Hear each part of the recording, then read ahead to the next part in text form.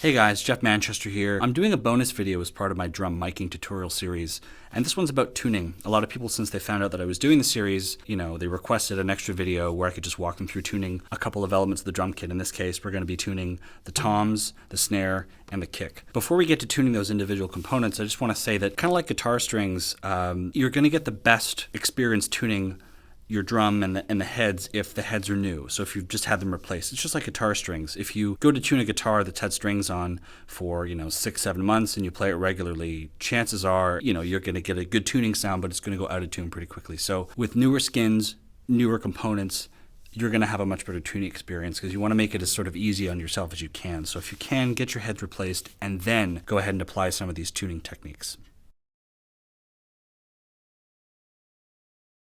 Okay, starting with our rack tom. What you want to do is you want to make sure that the bottom head is at the same pitch as the batter head. The batter head is the head that you hit. Bottom head is the bottom one right here. So you want to make sure that they sound the same. We don't want them sort of an interval apart. Musically, we don't want them to be, let's say, a third or a fifth above each other. So we do that by hitting our bottom head right here, and then our top one. Pretty close.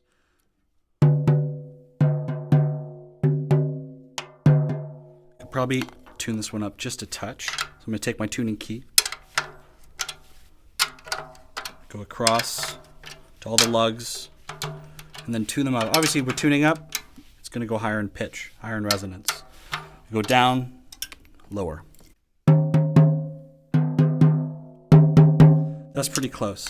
So once you have both heads sort of hitting the same resonance and the same pitch, then you can experiment by detuning some of the elements of the tom. So you can experiment by reducing the pitch of the bottom head to reduce some ringing and restore some punchiness to the rack tom.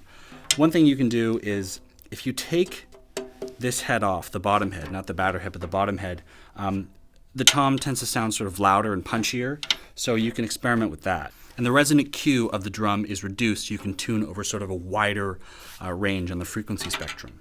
Just like we did with the snare, you can basically put moon gel or a piece of Kleenex with some gaffer tape or even your wallet to sort of dampen the sound and get it to sound a bit punchier. We have a little piece of duct tape here, but you can get more creative if you want.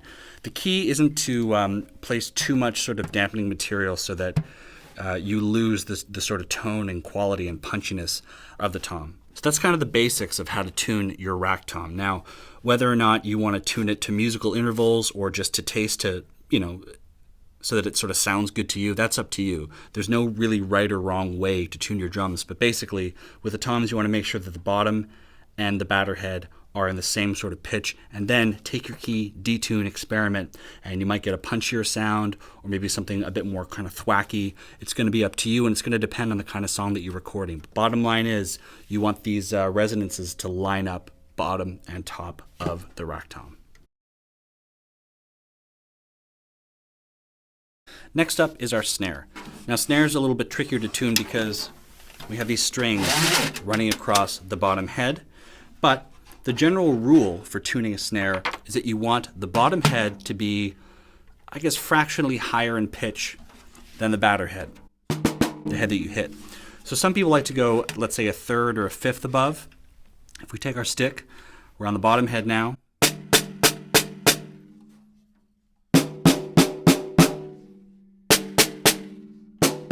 So that's kind of what you want. And just sort of tune to taste. Take your key, obviously, and if you want to go higher on the bottom head, just tune around. You want at least a fifth above.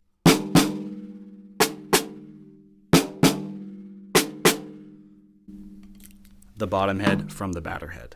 So in addition to tuning the snare, you want to make sure that the tension is correct. If it's too loose, it's going to sound sort of tubby and thwacky. By making it just right here, it'll sort of restore some of the snappiness to the bottom head.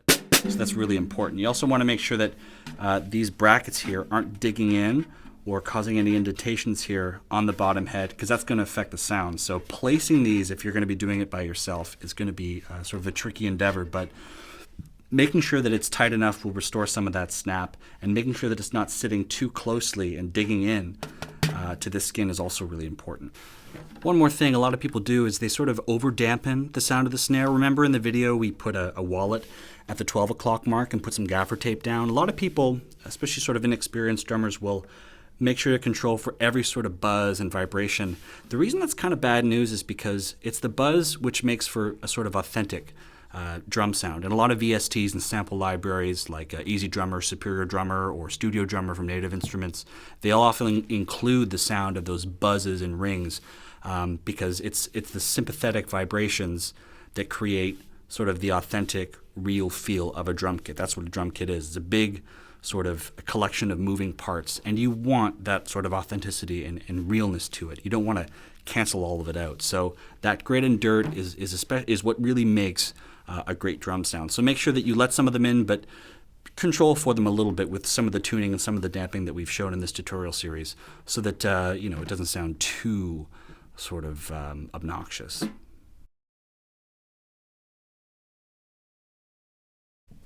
Okay, so now for tuning the kick drum, which is a really important component of the kit.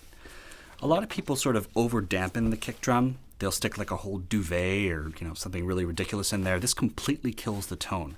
What you want to do is get something like, I don't know, a moving blanket or even just a jacket, and stick it right in where the beater is.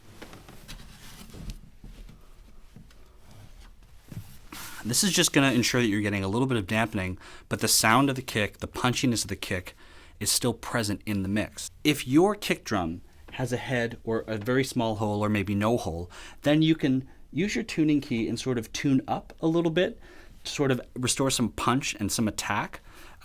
If you don't have a hole, or it's just a very large hole, which is very 70s, in this case we have no hole here, then you're going to have less flexibility with your tuning, and it's going to be up to you to make sure that you control for that drum sound by adding some dampening or what have you. The other thing about kick drums is that the type of beater, the material that's on the beater, is going to dictate some of the sound too. So if you're using a plastic beater, that's going to have a lot of punch and pluck and snap to it. If you're using a felt beater, which is the one that we're using here, you're going to have less of those elements.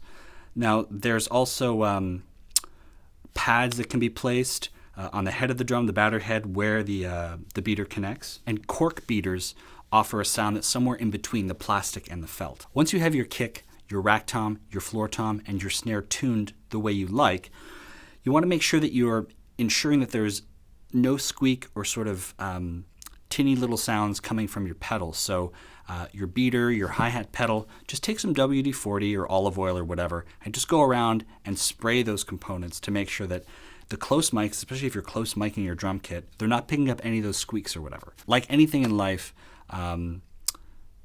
a really good performance comes from making sure that everything's lubed up. Okay, so that's a very sort of quick guide on how to tune the elements of your drum kit to make sure that everything sounds as good as it possibly can.